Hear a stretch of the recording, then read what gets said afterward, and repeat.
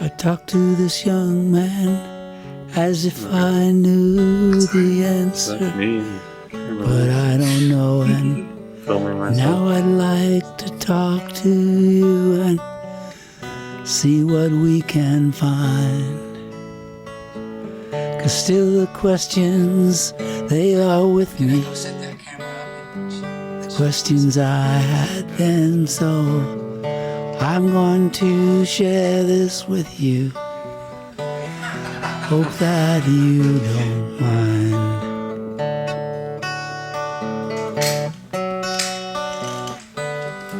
I'm thinking that the trying to fit in I'm going to talk about is my pretending to know what I'm doing, and the social context is other people pretending to know what they're doing. I heard rumors about you getting laid off. What did you feel about that? I feel it there, where I can feel like I'm trying to fit in to some social context in order to be understood. Yeah. And then the social context that I'm trying to fit in, there's something about it that feels wrong to me. Do you think by trying to fit into that context yourself that you're influencing other people to do the same? Yeah, thing? yeah.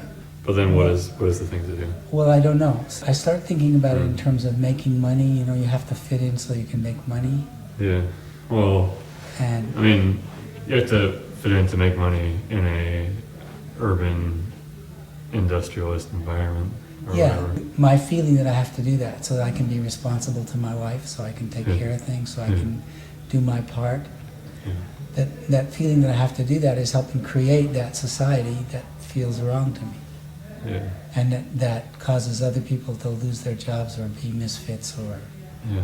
And it's just perpetuating that. Right. It seems like there's two separate things. Like there's what you want to do as a person and what you want to do as a person to place yourself in society.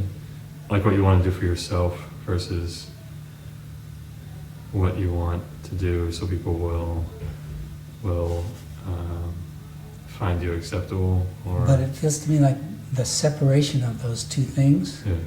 is created by that social context. Yeah. It's saying that there's a difference between what you want to do for yourself and what you want to do for the world, say. Yeah. Well, why should there be a difference between those things? What's making that difference?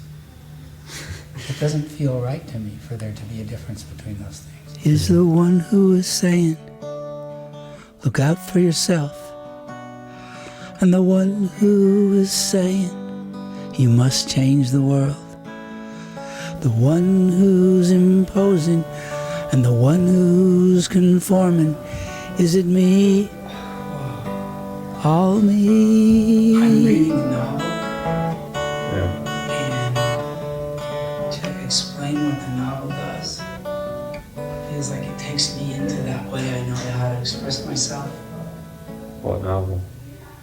It's called $3. What's it about? But this guy's getting fired, and the way he's getting fired is some bureaucrat kind of person, some person who's in this completely standard mode of thinking and evaluating about things. Like right now?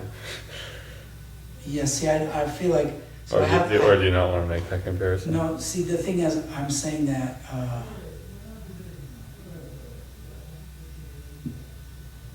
I don't want to leave that out. Yeah. I can understand, you know, like expressing yourself where someone could understand you. Yeah. But there's a parody of it. And then I feel like that parody, like if I think about it that way, I think about other people as if they're stereotype parodies. And there's something about that way of thinking, which is the kind of thing that I'm trying to break through in communicating. Yeah, it's like comparative. Yeah, that's exactly it. So then there's something that says, well, but you can't express yourself without comparing. Is it just our nature to compare things? As I go to answer the question, as I go to think about the question, Yeah. it triggers whatever ways I know how to express myself. Yeah. And I tend to learn to express myself and just focus on the idea that I'm trying to say, that I had this idea a minute ago. Mm-hmm. And so rather than feeling some whole interaction that's open, that's not insisting on getting across the conclusion I started with, my mind just narrows in on saying this thing that I had in mind to say. You pick some particular thing to focus on, and you leave everything else that's extraneous, all your feelings and all your interactions and all what you feel about what's happening, but whatever, all that's going on. You leave most of it out and focus your mind on some particular thing. Right. Then you can really put a lot of power and energy into the particular thing you're focusing on. Yeah. Just the way the world is set up now, I think it's necessary to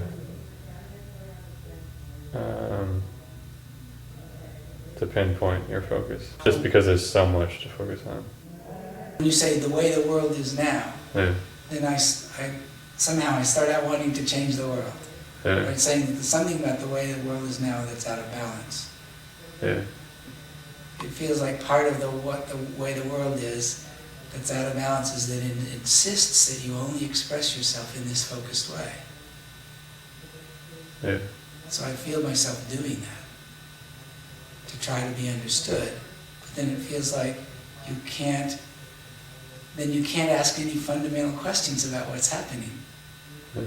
I think that's why, like, when one goes camping or to a secluded type environment, you tend to have deeper conversations because there's not so much that you do have to focus on, so you can look at this big picture of not so many things.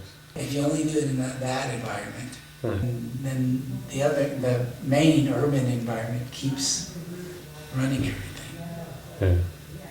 And destroying the natural environment. Yeah. Because it's not sensitive to it. So I'm just saying you make the assumption that you can't do it in the regular thing, but the regular thing makes that assumption that way. Yeah. And then people become environmentalists and recycle and do all this stuff.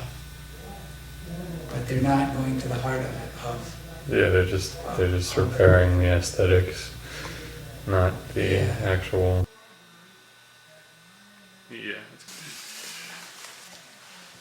Is this right? Yeah. So you think it's possible to do that in this world today, like with all these distractions and all these things bombarding your senses? It's not really a question of whether it's possible or not. It's a question of that it's essential. Yeah. Maybe it's not possible. I mean, that's my idea, that it's not. That's the only possibility of doing anything that'll work. Yeah. The feedback that I get is it's not possible. But in some way, the person's saying it's not possible here.